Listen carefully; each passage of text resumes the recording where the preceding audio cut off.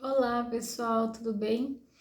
Acho que no último vídeo eu comentei que ia dar uma olhadinha como nós íamos fazer daqui pra frente e com base na proximidade do edital achei por bem irmos lá para o artigo 914.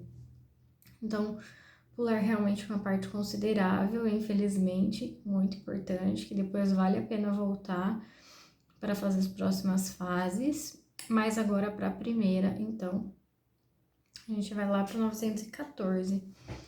Que é o título terceiro dos embargos da execução. Então, já vou para a leitura. Artigo 914.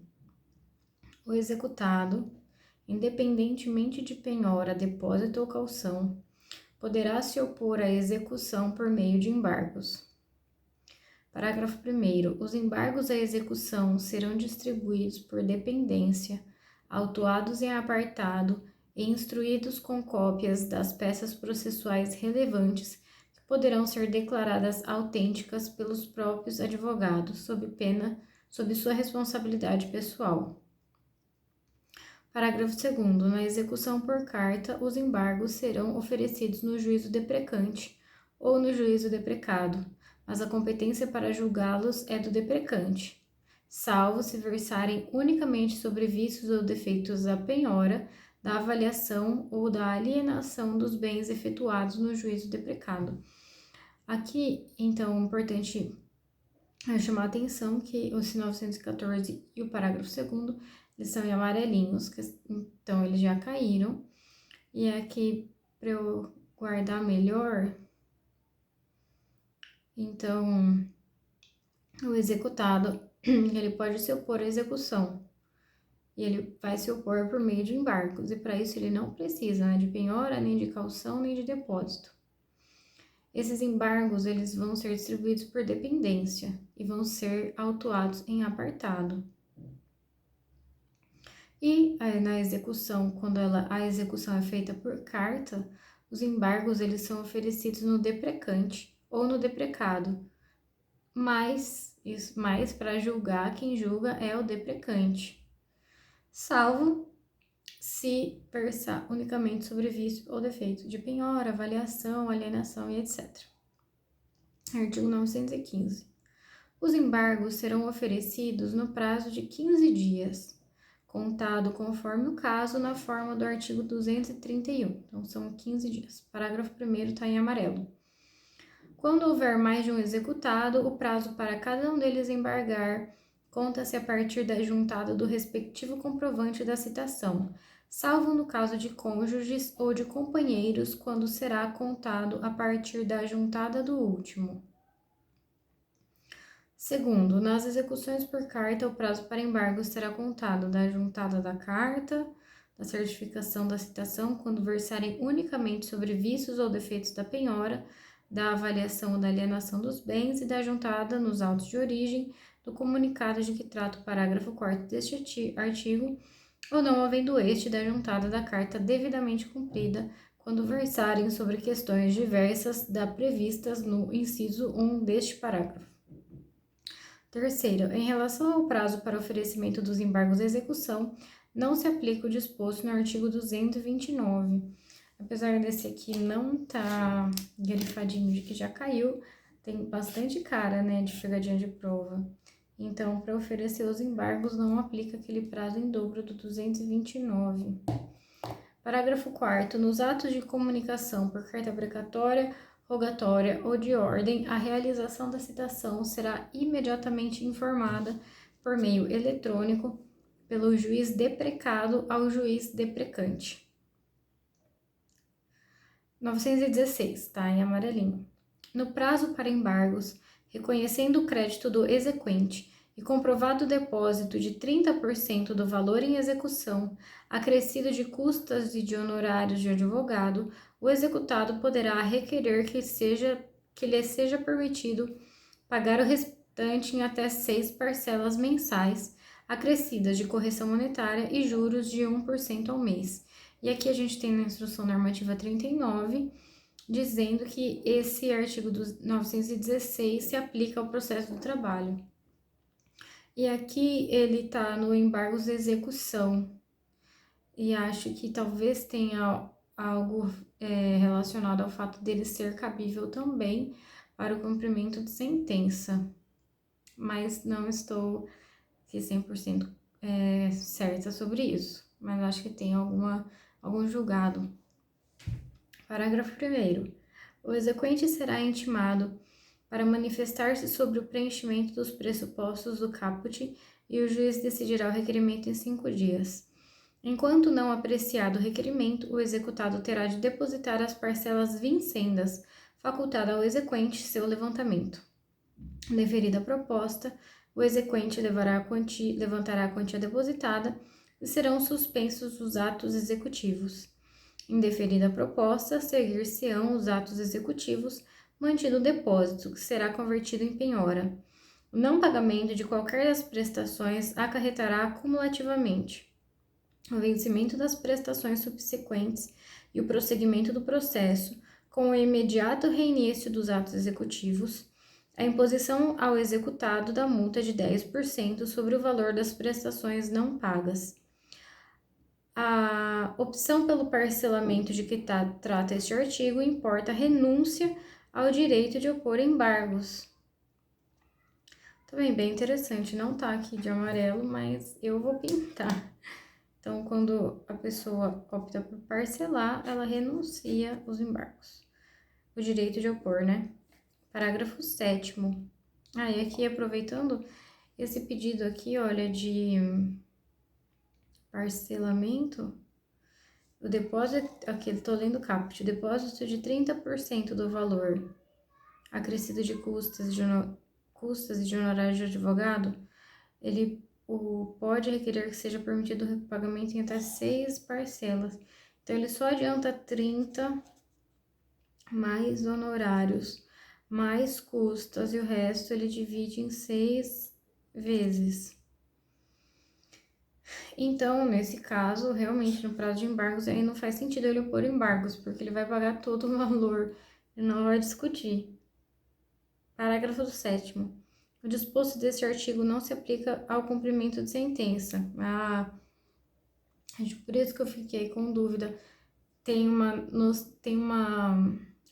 impressão de que no processo do trabalho se aplica, mas eu não tenho certeza. Mas olha aqui que interessante, está dizendo no parágrafo 7º que não se aplica ao cumprimento de sentença esse 916. Muito bem. 917. Nos embargos de execução, o executado poderá alegar 2 pontos. Inexequibilidade do título ou inexigibilidade da obrigação, penhora incorreta ou avaliação errônea, excesso de execução ou cumulação indevida de execuções, retenção por benfeitorias necessárias ou úteis, nos casos de execução para a entrega da coisa certa, incompetência absoluta ou relativa do juízo da execução, qualquer matéria que lhe seria lícito deduzir como defesa em processo de conhecimento. O excesso de execução, retenção, competência, qualquer matéria. O inciso 6 já fala, né? Qualquer matéria que lhe seria lícito deduzir como defesa em processo de conhecimento. Então, bem, esse artigo tá aqui em amarelo. Esse que eu acabei de ler. Parágrafo 1º. A incorreção da penhora da avaliação poderá ser impugnada por simples petição no prazo de 15 dias, contados da ciência do ato. Há excesso de execução quando o exequente pleiteia a quantia superior à do título. Ela recai sobre coisa diversa daquela declarada no título. Ela se processa de modo diferente do que foi determinado no título. O exequente, sem cumprir a prestação que lhe corresponde, exige o adimplemento da prestação do executado. O exequente não prova que a condição se realizou. Parágrafo 3º. Quando alegar que o exequente, em excesso de execução, pleiteia quantia superior à do título, o embargante declarará na petição inicial o valor que entende correto, apresentando demonstrativo discriminado e atualizado de seu cálculo.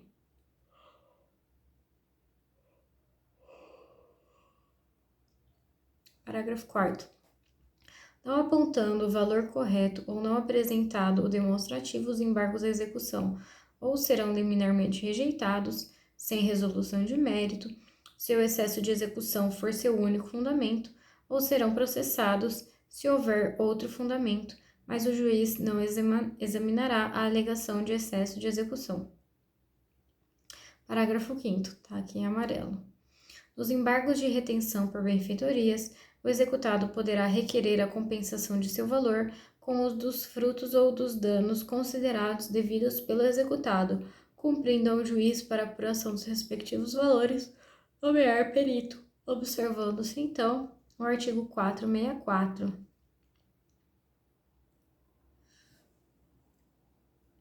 Sexto, o exequente poderá a qualquer tempo ser imitido na posse da coisa, prestando caução ou depositando o valor devido pelas benfeitorias ou resultantes da compensação. Sétimo, a arguição de impedimento de suspensão observará o disposto 146 e 148.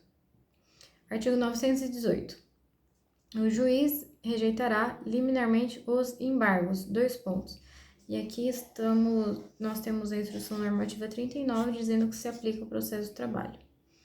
Então, o juiz rejeitará os embargos, dois pontos, quando intempestivos, nos casos de indeferimento da petição inicial e improcedência liminar do pedido, e quando manifestamente protelatório. Parágrafo único. Considera-se conduta atentatória à dignidade da justiça o oferecimento de embargos manifestamente protelatórios. Isso está no 918, parágrafo único. E agora aqui, olha, esse tá bem marcadinho, esse 919, tá amarelo e vermelho. Os embargos à execução não terão efeito suspensivo. Parágrafo 1º também, tá? O juiz poderá, a requerimento do embargante, atribuir efeito suspensivo aos embargos quando verificados os requisitos para a concessão da tutela provisória e desde que a execução já esteja garantida por penhora, depósito ou caução suficientes. Cessando as circunstâncias que a motivaram, a decisão relativa aos efeitos dos embargos poderá, a requerimento da parte, ser modificada ou revogada a qualquer tempo em decisão fundamentada. Então, cessando as circunstâncias que a motivaram, a decisão relativa aos efeitos dos embargos poderá ser modificada ou revogada a qualquer tempo. Em decisão fundamentada. Parágrafo 3º. Quando o efeito suspensivo atribuído aos embargos disser respeito apenas à parte do objeto de execução, esta prosseguirá quanto à parte restante. Quarto, a concessão de efeito suspensivo aos embargos oferecidos por um dos executados não suspenderá a execução contra os que não embargaram, quando o respectivo fundamento disser exclusivamente ao embargante.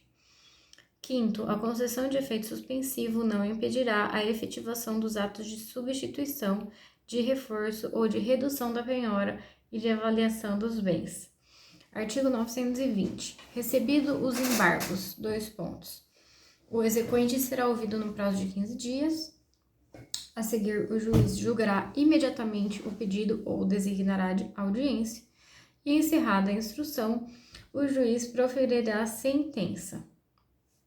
E agora, aqui nós temos o novo título. E ele estuda a suspensão e a extinção do processo de execução. É o título 4º.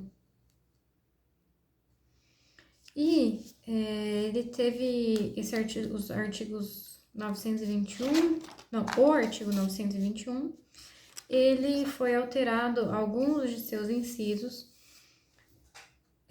alguns dos incisos foram alterados pela Lei 14.195. Então, eu coloquei até um quadrinho aqui em volta do artigo para chamar atenção que costuma cair em prova. Vamos ler aqui.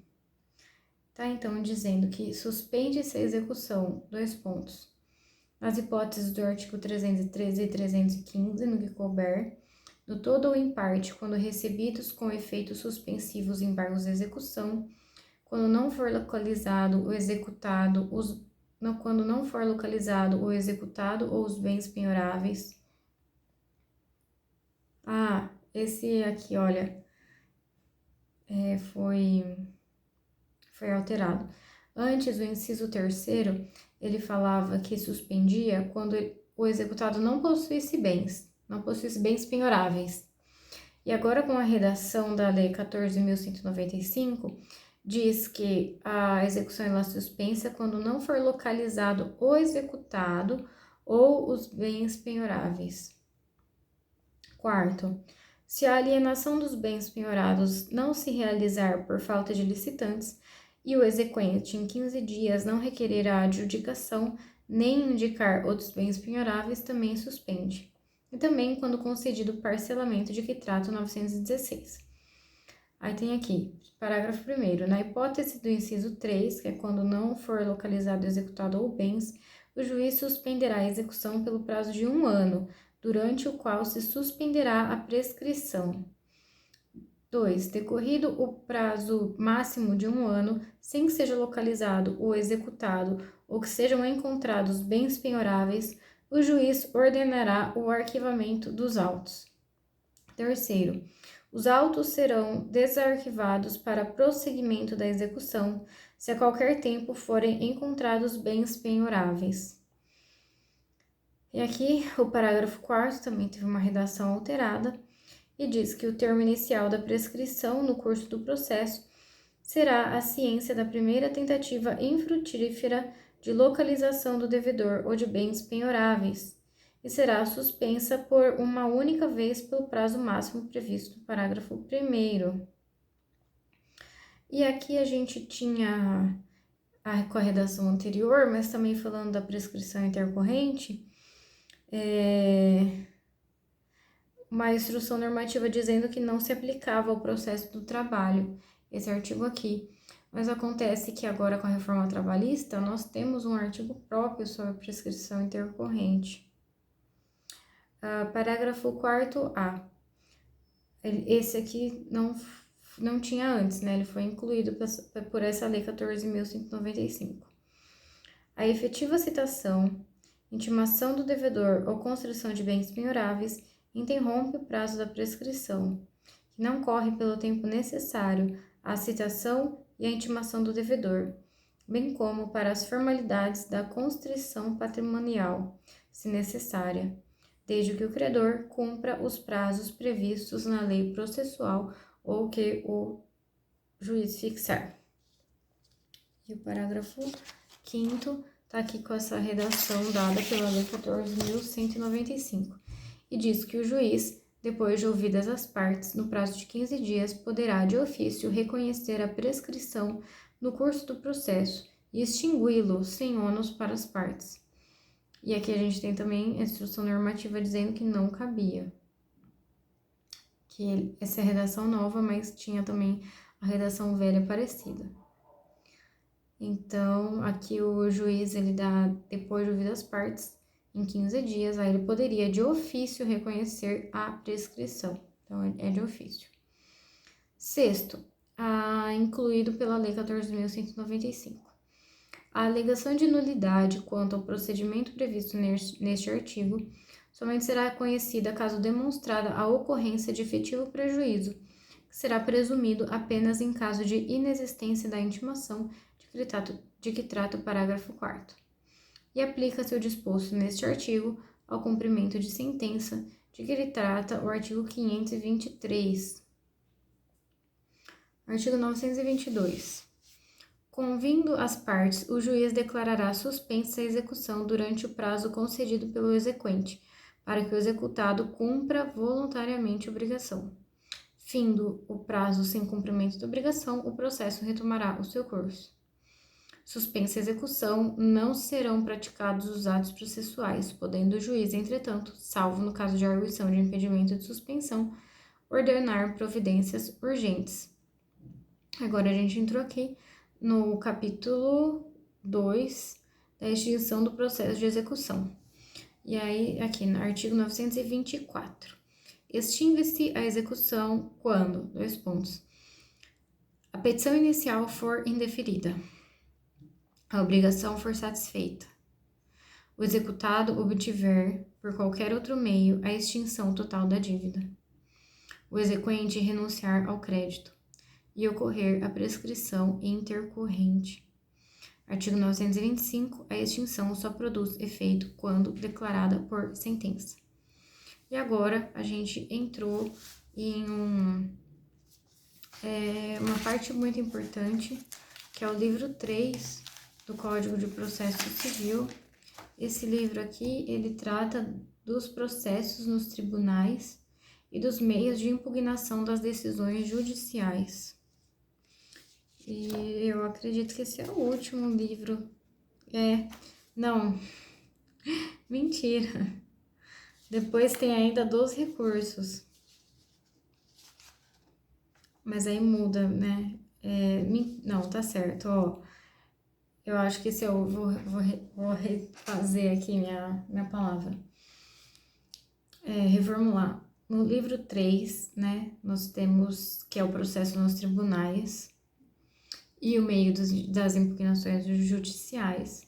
Então, a gente tem o título 1, que é a ordem dos processos e dos processos de competência originária dos tribunais. Esse é o título 1. E o título 2 é dos recursos. E aí, depois, por fim, tem um livro complementar. Muito bem. Mas, então, esse aqui já é o chorinho, é o finalzinho. Estamos acabando mesmo. Vamos lá. Então, agora nós vamos para as disposições gerais sobre a ordem dos processos e dos processos de competência originária dos tribunais. Começa aqui uma observação, nós temos a Instrução Normativa 39, que diz que aplica-se ao processo do trabalho do artigo 926 ao artigo 928. 926 aqui está marcadinho em amarelo e diz o seguinte: os tribunais devem uniformizar sua jurisprudência e mantê-la estável, íntegra e coerente. Parágrafo 1º. Na forma estabelecida e segundo os pressupostos fixados no regimento interno, os tribunais editarão enunciados de súmula correspondente à sua jurisprudência dominante. Então, na forma estabelecida e segundo os pressupostos do regimento interno, os tribunais editarão as súmulas e enunciados correspondentes à sua jurisprudência dominante. Então, a gente agora também tem no CPC, dizendo que os tribunais, então, podem editar súmula. E aqui no parágrafo 2º, diz que os tribunais devem ater-se às circunstâncias fáticas dos precedentes que motivaram a sua criação. E aqui eu coloquei a Instrução Normativa 41, não mais a 39. E a 41 diz o seguinte em seu artigo 18. O dever dos tribunais regionais do trabalho uniformizarem a sua jurisprudência faz incidir subsidiariamente ao processo do trabalho o artigo 926 do CPC, por meio do qual os tribunais deverão manter sua jurisprudência íntegra, estável e coerente. Parágrafo 1º. Os incidentes de uniformização de jurisprudência suscitados ou iniciados antes da vigência da Lei 13.467, no âmbito dos TRTs ou por iniciativa da decisão do TST, deverão observar e serão concluídos sob a égide da legislação vigente ao tempo da interposição do recurso, segundo o disposto nos respectivos regimentos internos. Agora, aqui, 927, já vamos ler. Só tô aqui dando uma olhadinha até qual artigo vai essa parte, pra gente conferir até onde nós vamos. Muito bem. São aqui no meu material mais umas 4 páginas. Bem, 927. Os juízes e os tribunais observarão, Dois pontos. As decisões do STF em controle concentrado de constitucionalidade. Os enunciados de súmula vinculante. Os acordos em incidente de assunção de competência ou de resolução de demandas repetitivas e em julgamento de recurso extraordinário e especial repetitivo. Os enunciados das súmulas do STF em matéria constitucional e do STJ em matéria infraconstitucional, a orientação do plenário ou do órgão especial aos quais estiverem vinculados. Parágrafo 1º. Os juízes e os tribunais observarão o disposto no artigo 10º e no artigo 489, parágrafo 1º, quando decidirem com fundamento neste artigo. Segundo, a alteração de tese jurídica adotada em enunciado de súmula ou em julgamento de caso repetitivo poderá ser precedida de audiência pública e da participação de pessoas, órgãos ou entidades que possam contribuir para a rediscussão da tese. Terceiro, na hipótese de alteração de jurisprudência dominante do STF e dos tribunais superiores, ou daquela oriunda de julgamento de caso repetitivo, pode haver modulação dos efeitos da alteração no interesse social e no da segurança jurídica. Quarto, a modificação de enunciado de súmula de jurisprudência pacificada ou de tese adotada em julgamento de caso repetitivo observará a necessidade de fundamentação adequada e específica, considerando os princípios da segurança jurídica, da proteção da confiança e da isonomia. Quinto, os tribunais darão publicidade a seus precedentes, organizando-os por questão jurídica decidida e divulgando-os preferencialmente na rede mundial de computadores. 928. Para os fins deste Código, considera-se julgamento de caso repetitivo a decisão proferida em: dois pontos, incidente de resolução de demanda repetitiva, recurso especial e extraordinário repetitivo. Parágrafo único. O julgamento de caso repetitivo tem por objeto a questão de direito material ou processual. Então, esse artigo aqui, 928, não está grifadinho no meu material, mas eu me recordo dele em diversas questões. E aqui, então, tá falando o que é o caso repetitivo, né? O que considera-se caso repetitivo? E a gente tem aqui, então, é o incidente de resolução de demandas repetitivas, e nós temos também o recurso especial e extraordinário. E às vezes tem questão que coloca que é também o incidente de assunção de competência, mas nesse caso não é, então tá errado. E aqui é uma coisa que eu não me atento, é que o julgamento de caso repetitivo tem por objeto uma questão tanto de direito material como também de direito processual. Nós vamos então agora para o capítulo 2 da ordem dos processos no tribunal. 929. Os autos serão registrados no protocolo do tribunal no dia de sua entrada, cabendo à secretaria ordená-los com imediata distribuição. Parágrafo único. A critério do tribunal, os serviços de protocolo poderão ser descentralizados mediante delegação a ofícios de justiça de primeiro grau. 930 aqui está amarelinho. Far-se-á a distribuição de acordo com o regimento interno do tribunal, observando-se a alternatividade, o sorteio eletrônico e a publicidade. Parágrafo único. O primeiro recurso protocolado no tribunal tornará prevento o relator para eventual recurso subsequente interposto no mesmo processo ou em processo conexo. 931. Distribuídos, os autos serão imediatamente conclusos ao relator, que em 30 dias, depois de elaborar o voto, restituí-los-á com relatório à secretaria. 932, também aqui tá pintadinho, e ele costuma cair. Incumbe ao relator, dois pontos, dirigir e ordenar o processo no tribunal, inclusive em relação à produção de prova, bem como, quando for o caso, homologar a autocomposição das partes. Apreciar o pedido de tutela provisória nos recursos e nos processos de competência originária do tribunal. Não reconhecer do recurso inadmissível, prejudicado ou que não tenha impugnado especificamente os fundamentos da decisão recorrida. Negar provimento a recurso que for contrário à súmula do STF e STJ do próprio tribunal.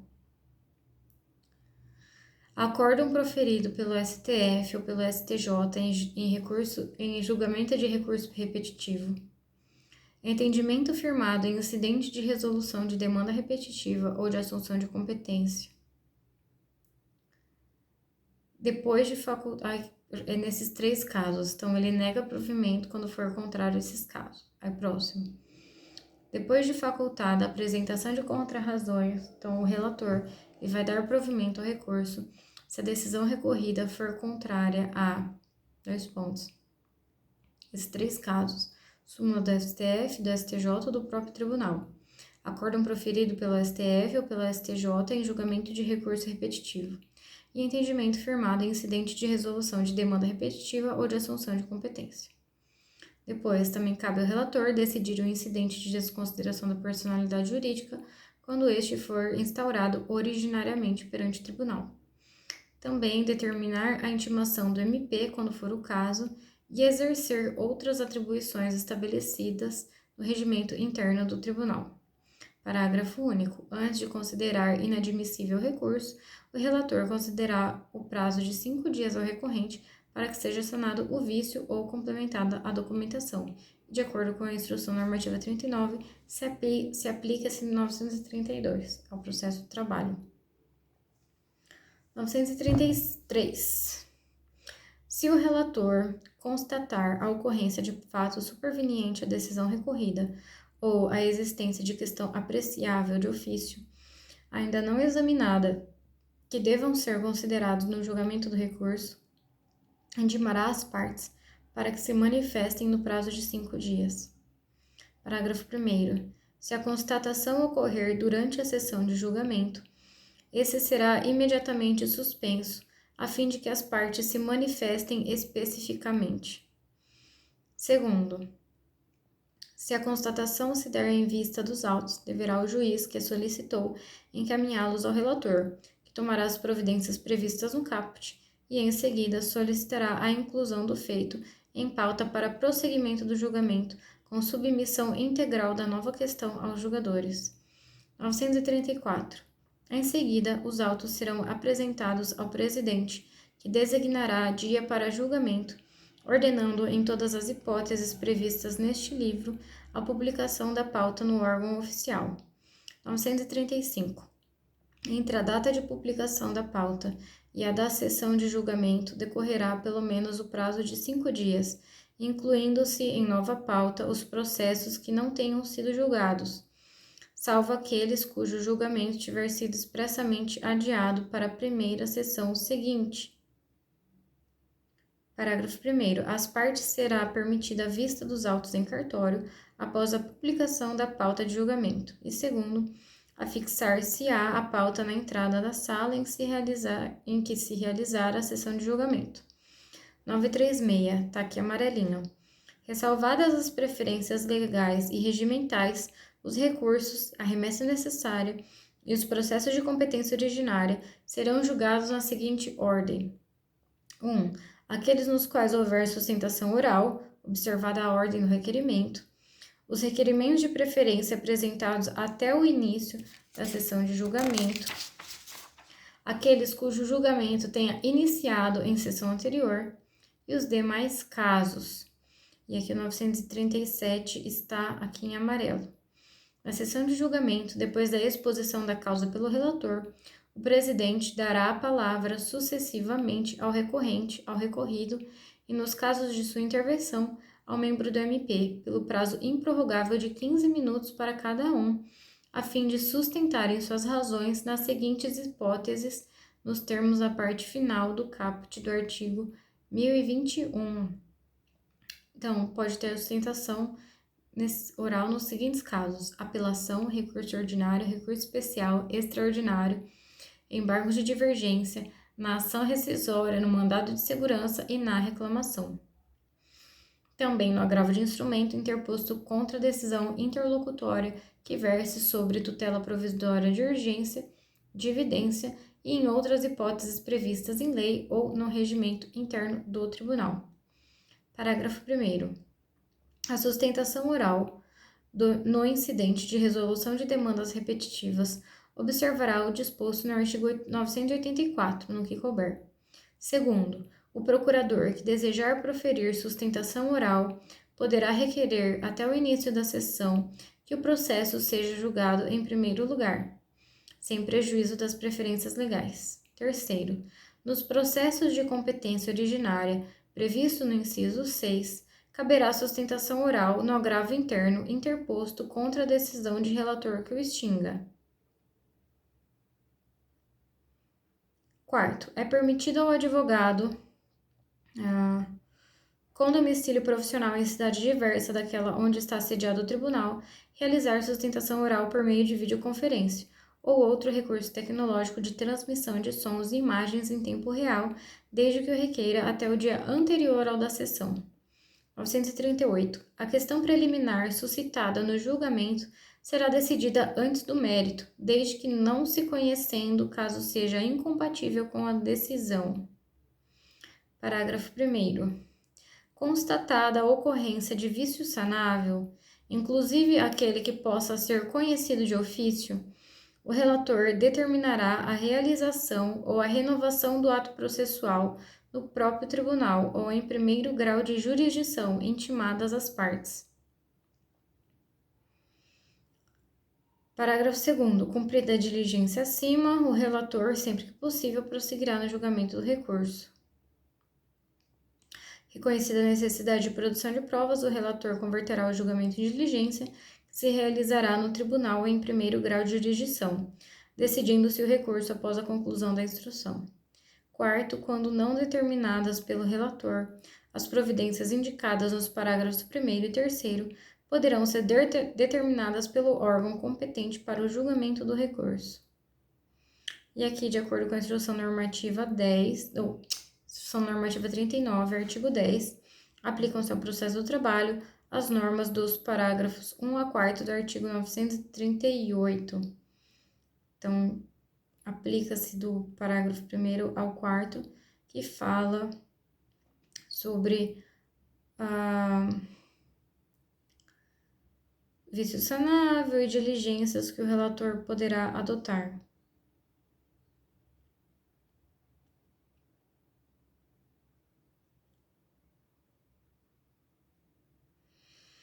E aqui, próximo está aqui em amarelo, artigo 939.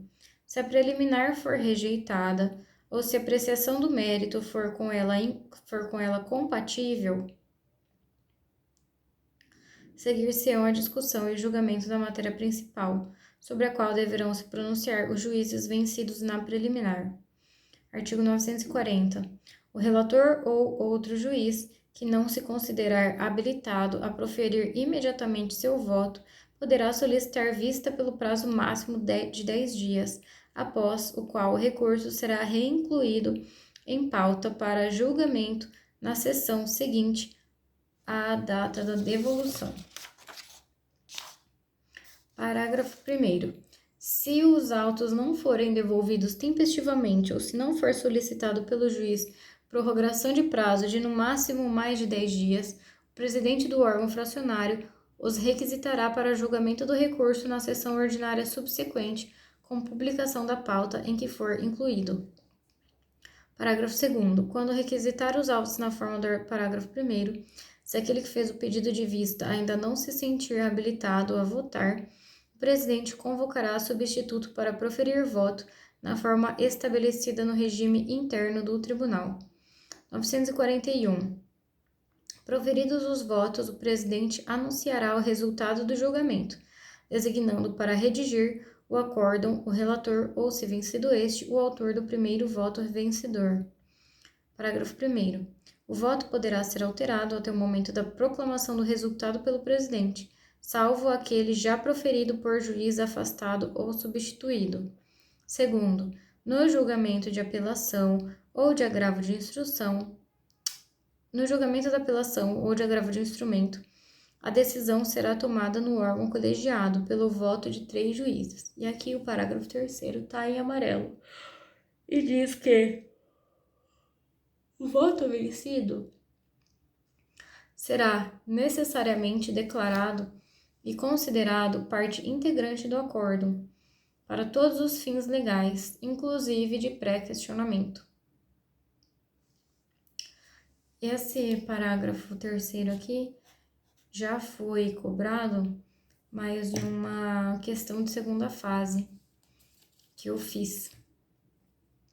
Então, falava qual era a importância do voto vencido fazer parte integrante do acórdão.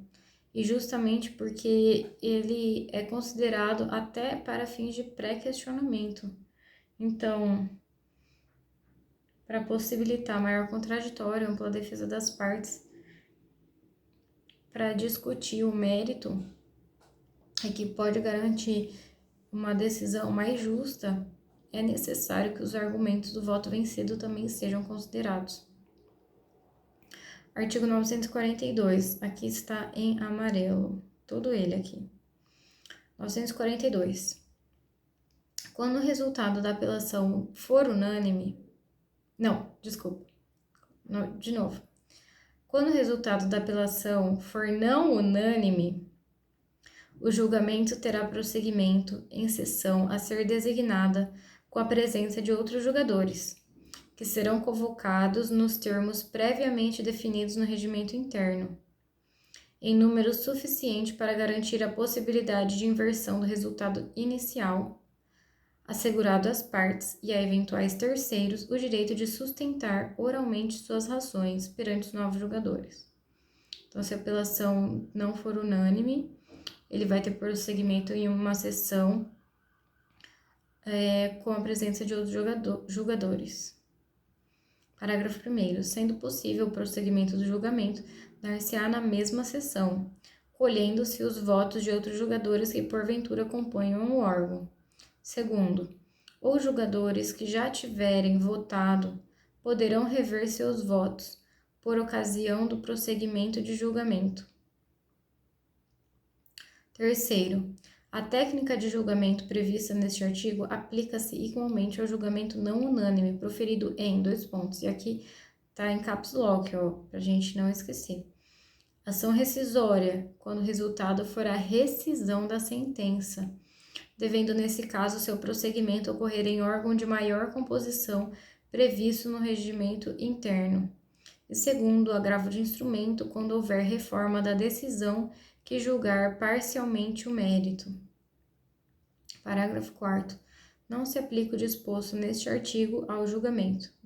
Então, não se aplica no seguinte: incidente de assunção de incompetência e de resolução de demanda repetitiva, remessa necessária e aqueles não unânimes proferidos nos tribunais pelo plenário ou pela corte especial. Artigo 943. Os votos, os acórdãos e os demais atos processuais podem ser registrados em documento eletrônico inviolável e assinados eletronicamente, na forma da lei, devendo ser impressos para juntada aos autos do processo quando este não for eletrônico. Todo acórdão conterá ementa. Lavrado o acórdão, sua ementa será publicada em 10 dias. 944. Não publicado o acórdão em 30 dias, contado da data da sessão de julgamento, as notas taquigráficas o substituirão para todos os fins legais, independentemente da revisão. Parágrafo único. No caso do caput, o presidente do tribunal lavrará de imediato as conclusões e a ementa e mandará publicar o acórdão. 946. O agravo de instrumento será julgado antes da apelação interposta no mesmo processo. Parágrafo único. Se ambos os recursos de que trata o caput houverem de ser julgados na mesma sessão, terá precedência o agravo de instrumento. E agora a gente dá início aqui. Deixa eu ver aqui ao que. Nós vimos então as disposições gerais. a ordem dos processos no tribunal. E agora nós vamos entrar, então, em capítulos mais específicos, que tratam, por exemplo, do incidente de assunção de competência, da arguição de constitucionalidade, ação rescisória, reclamação, que são bem importantes e são bem extensos. Nós vamos, então, vai dar uma média de 50 artigos. Acredito que vai demorar um pouquinho. Então, vai ficar para o próximo vídeo. Esse aqui a gente foi, então, até o 946. Então, até lá.